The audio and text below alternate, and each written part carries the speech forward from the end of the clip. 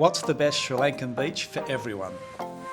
If you only had time for one beach destination in Sri Lanka, this is the one I'd pick.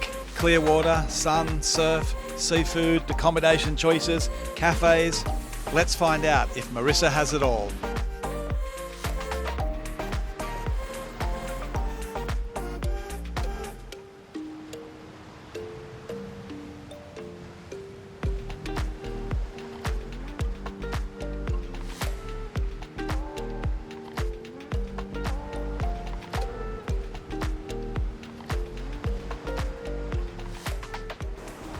Well, I thought I'd start my day from the eastern end of Coconut Hill Tree, have a look what's on this side, the beach, and then climb up the side, which I think is full of pandana trees, and see what the view's like. I was here 5 years ago. I can see some development to the left that looks decrepit now. Climb up there, see what's up there.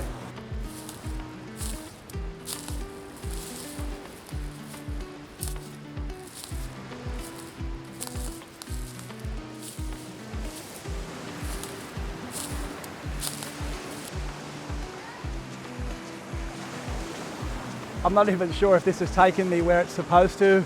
I think it's going around Coconut Hill Tree, but gee, it's a lovely walk. There's some brilliant views here.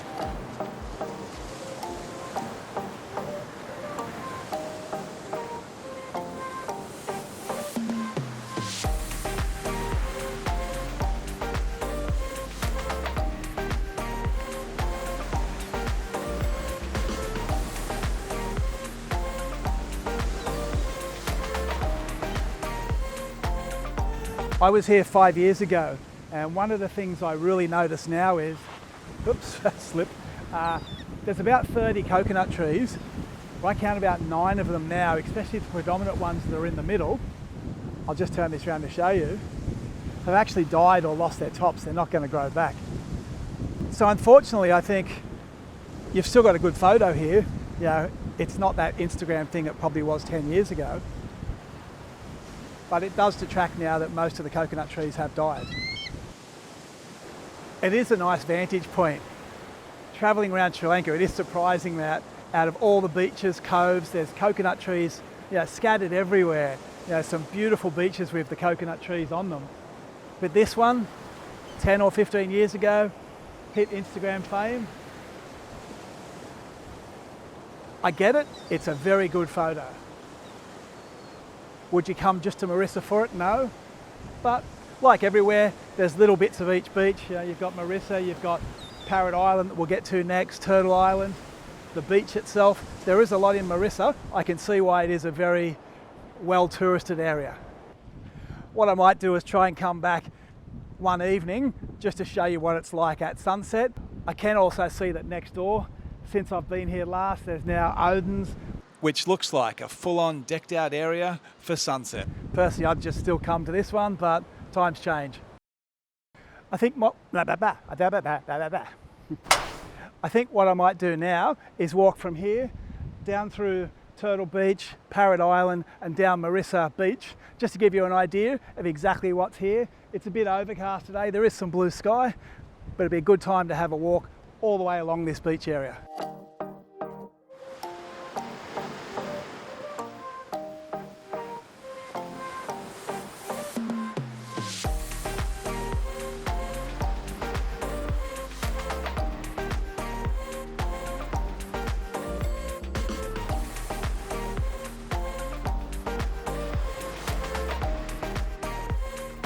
But there is a track that leads from Coconut Hill Tree on the right hand side down towards Turtle Beach.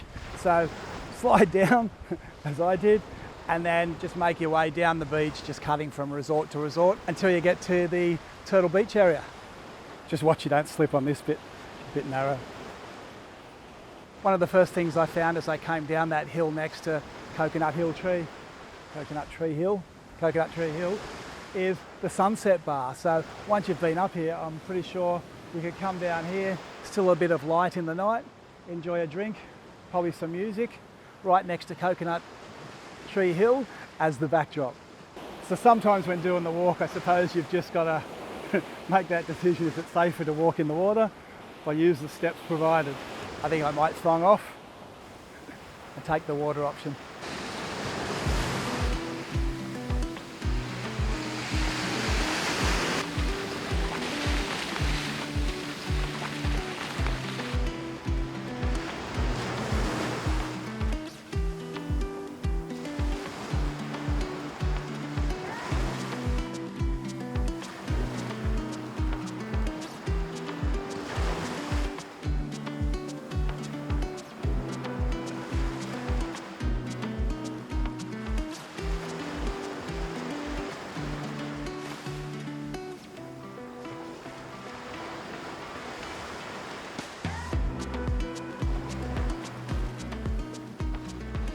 It's only a small beach with a couple of cafes, but it does look very good and calm for swimming, as does the next beach, which is still Turtle Beach, just the right-hand side of the breakwall.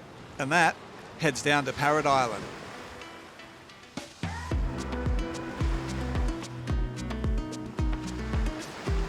It's a nice beach walk. Coconut Tree Hill was interesting, but you'll see when you get back to Mirissa Beach that you could just about stay here totally by itself without the need to go exploring these beaches. But where's the fun in that? And it does make a good day of it.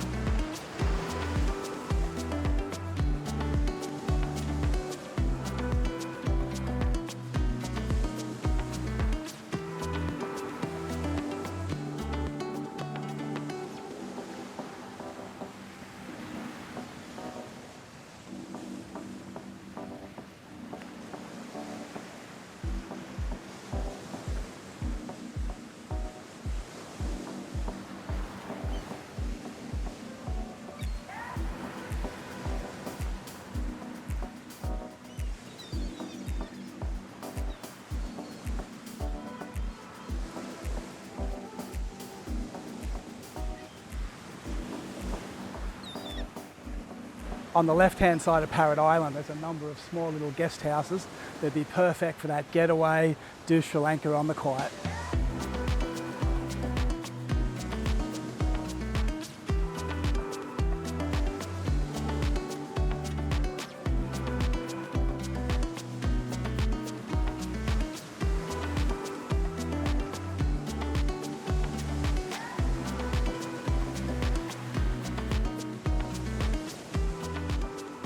So next to Turtle Beach, you've got Parrot Rock. Now the main thing I see here is it's a rock. My research says it's called Parrot Rock because it may have parrots on it. It used to have parrots on it. Some people I've spoken to says it's shaped like a parrot. I don't see any of that, but leave a comment if you know. But I think the main attraction here is walking up those rickety stairs to have a view of Mirissa Beach itself. The stairs themselves look like they've seen better days. They're starting to deteriorate. But all in all, bit of adventure, bit of an attraction. You've got to get across a little channel, and I've got a bit of electrical gear on me today, so I'm not going to do that. But I can see what it is from here. Might just watch this family go up. I might just put the drone up instead. I'm feeling a bit lazy, a bit more of a beachy day for me.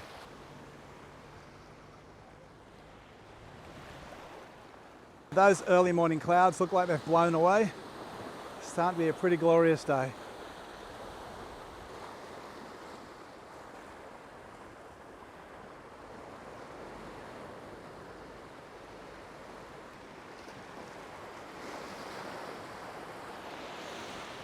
So that's Coconut Tree Hill, Turtle Beach and the Parrot Island behind me. Now, let's have a look at the main thing that everyone comes here for, Mirissa Beach.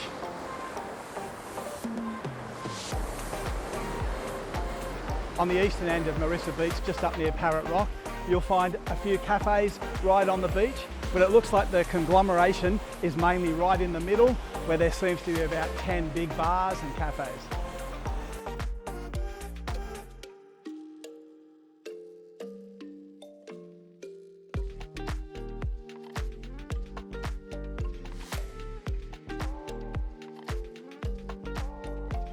One of the interesting things I found up on the east end, there's an old bus, and overnight, I think it's around 4 o'clock, 5 o'clock, that opens up as a bar. Looks like it'd be quite a spot to hang out at. A couple of beers, watch the sunset.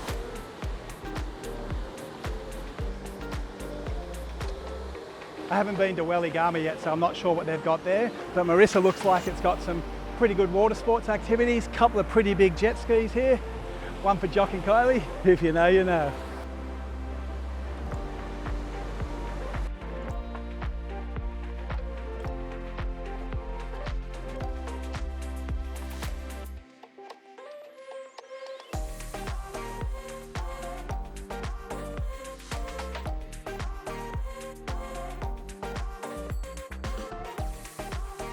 So I'm just coming up on that bit now that probably most people come to Mirissa for. Lounges, sun, food, great piece of beach. Even if you're here short term or long term, I think this is the attraction.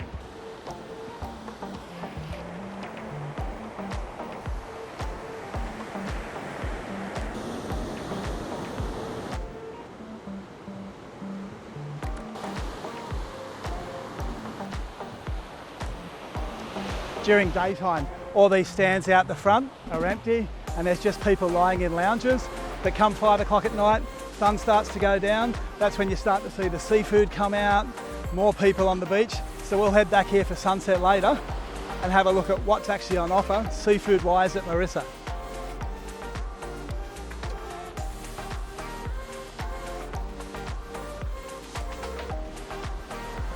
Once you get past Salt, there's a little cut through that goes back to the main street, and then from there it's just keep heading down the beach.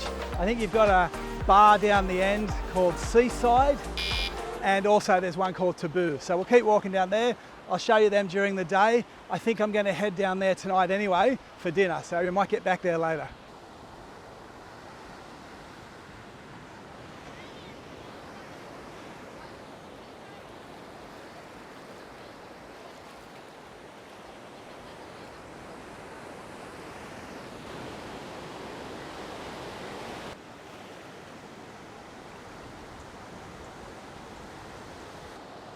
So this is Sudawelli. This is probably where we've spent most of our time at Mirissa, down here on the lounges. It's a great area for swimming because there's a really nice area out the front for just going in for that relaxing swim. And then down the end point, you've got the main surfing area, so you can actually watch the bigger surf, which is down on that western point.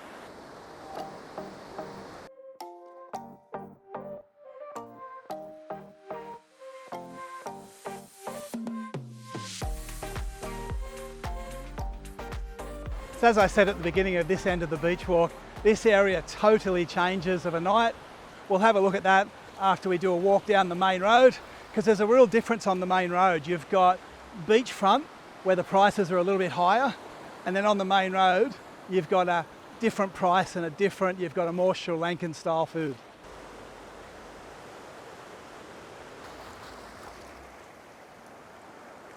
One thing I'm finding at all the different beaches is none are the same. Like HIRIKETIYA, a lot of built up cafes, etc.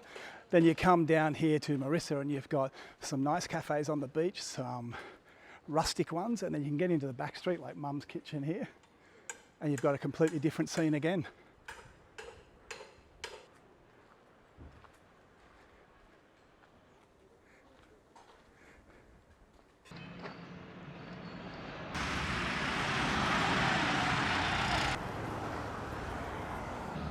So 300 metres back up from the beach and you're on main Sri Lankan southern beach road and in the traffic again. But to be honest, the best thing about being back up on the street is that you've got cheaper, affordable meals up here. There is Sri Lankan on the beach, but you've got a bit more of a local variety here.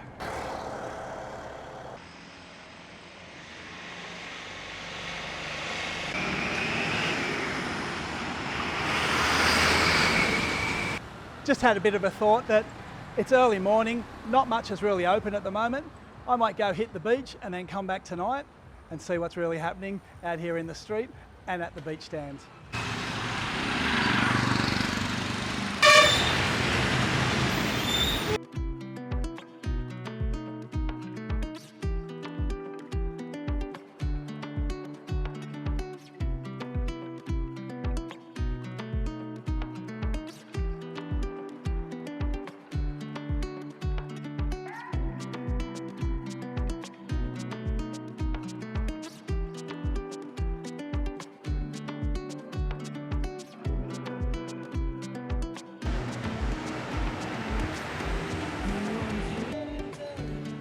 So overnight, the whole beachfront changes. It turns into seafood everywhere.